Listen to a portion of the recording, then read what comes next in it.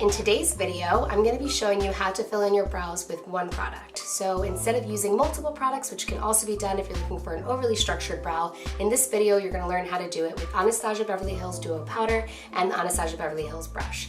So I'm going to show you a bit of a close-up so that you can see more of the detail. You'll notice that right now, obviously, my whole makeup is done. The only thing that's missing is my brows, and hopefully you can see through the lens that that really doesn't look great.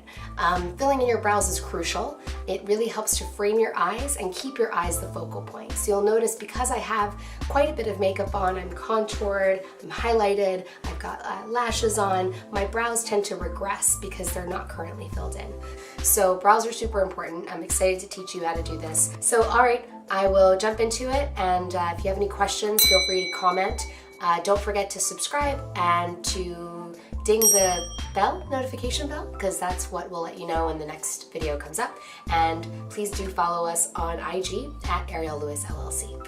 All right, let's get right into it. First thing you're gonna need is a brow powder. I prefer to use a brow powder myself just because it's a little bit easier to work with for me. I think that when I do brows on other people as a professional makeup artist, I'll use pencils, I'll use gels, I'll use all kinds of different things, and really it comes down to what the shape of your brow is.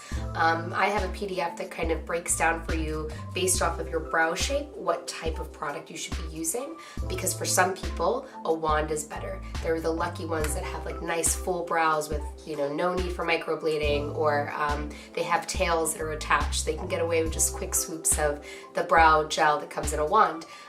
For people like myself who over tweezed in their teens, and although I have been getting microblading, my brows at this point have started to fade, and I like a really structured brow, especially when I'm doing a full makeup look. So today I'll be using Anastasia Beverly Hills compact brow powder, and I'll also be using her brow brush. So I'm gonna go ahead and zoom in so you guys can really see what I'm doing.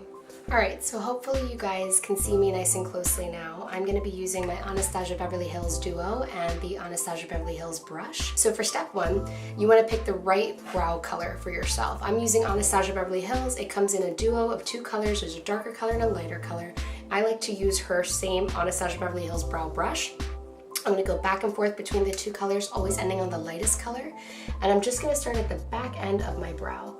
So using small strokes, and the density of your brush really makes a big difference here, because if you're using a brush that's too soft, it will draw very harsh looking brows. You really want to make sure that you're drawing on hair-like strokes. So I'm using these really small strokes towards the back of my brow.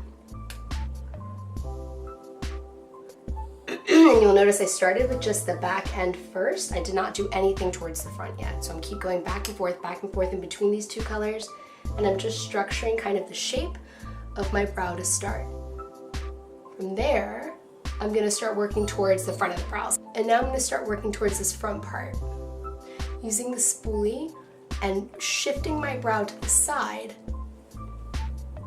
I'll use the back of my hand if I feel like the stamping that I'm doing is causing too dark of a mark, to kind of wipe some excess off. But then I'll start working towards the front of my brow this way. So think of it like this. When you're using your brush in this direction, you're drawing more structured hair. When you're using your brush in this direction, you're shading. So one is laying product down and the other is used for shading. It's really actually kind of difficult to do this for the camera, so hopefully you guys are able to see this well. I'm so used to just doing it on my own, but I really want you guys to be able to see the detail of what I'm doing here, specifically this whole shading idea. So on the other brow, I'm going to start down here at the base, moving backwards, connecting that tail end that I just made. Using my spoolie, you'll notice there's a gap here because that area needs to be shaded.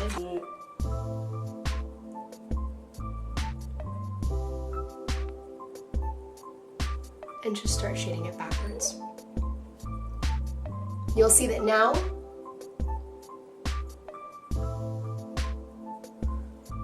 my brows are much more pronounced. and they frame my eyes. I hope this tutorial helped you. The basic steps that you need to take down are this. Always start at the back tail end. Try to limit yourself to one product if you can. Find the product that works best for you. DM me on Instagram or shoot me a message here on this platform and I can send you over the PDF that helps you understand what product is best for your specific shaped brow.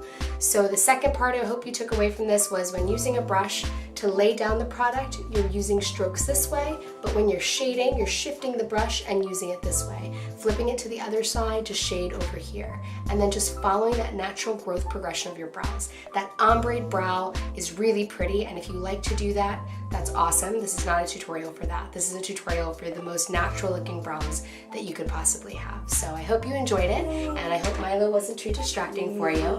Thanks for watching. What is your problem? Everybody's gonna think you're such a grouch. He's actually a sweetheart. He's only 7 months old though, and he's desperate for a walk. So I'm gonna go take him. All right, bye guys.